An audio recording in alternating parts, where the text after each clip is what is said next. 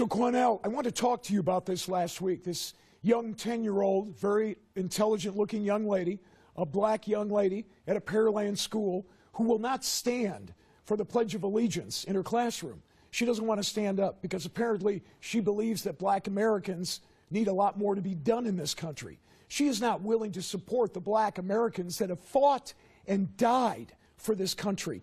You know what I believe, Cornell? And I know you supported her publicly, but you know what I think? I think at 10 years old, she has no real understanding of what America is. So I wonder if her parents have sat her down and explained what Americans have given their lives, white, black, red. It doesn't make any difference. They stood and they fought and they died for this country, and she doesn't want to do anything to honor them? Matt, she comes from a family of military service members. Her father is a retired military service member also who served this nation well with great dignity. She also has additional family members who was in the armed forces. Good. Her mother's a very intelligent woman who has had long conversations as well as her father about her not standing for the flag. What white people need to understand is Just that, white people? Yes, please. Let me explain. What white people need to understand is that that national anthem was written by Francis Scott Key, a slave owner, who demonized and hated black slaves and black people. And that unwritten third, that unheard of and unspoken third verse, go research the third verse where he says, "There's no refuge in this country for the hireling or the slave. Both should be turmoil to the grave." How's her parents doing? This is a man Are they successful? that promised turmoil for black people to the grave. Would you ask Jewish children to say a pledge to a German anthem that disrespects Jewish people? If they're No, you living would in not. Germany, No, sure. you would not. Well, sure. That disrespects Jewish people? Then No, why, you would not. You certainly can kneel down. In America, you have the right to do that.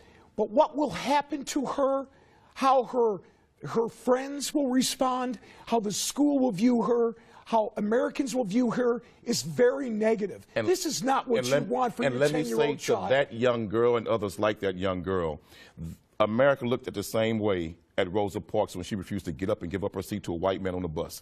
But history vindicated her. History vindicated her. America demonized Harriet Tubman for freeing slaves from slavery, but history vindicated her. So I say to that young girl, you stand strong, stand up, and stand for what you believe in. And to all of those who are too coward to do it, don't get in that young girl's way. Others like her, support that young girl. What would you like her to say to the men and women who have fought for this country like I ran into over the weekend? The black men and women who fought for this country, and some who gave their lives. And ask the black men and women who served America in its military, like in the Independence War. We helped America get it, and we were still slaves afterwards. Ask those in Vietnam who gave their war on Vietnam battlefields, but then came back and was called niggers in their own country. We have fought in America's war, and we've never been given the justice and the due process of everybody else in this nation. Then why don't you move to a different country?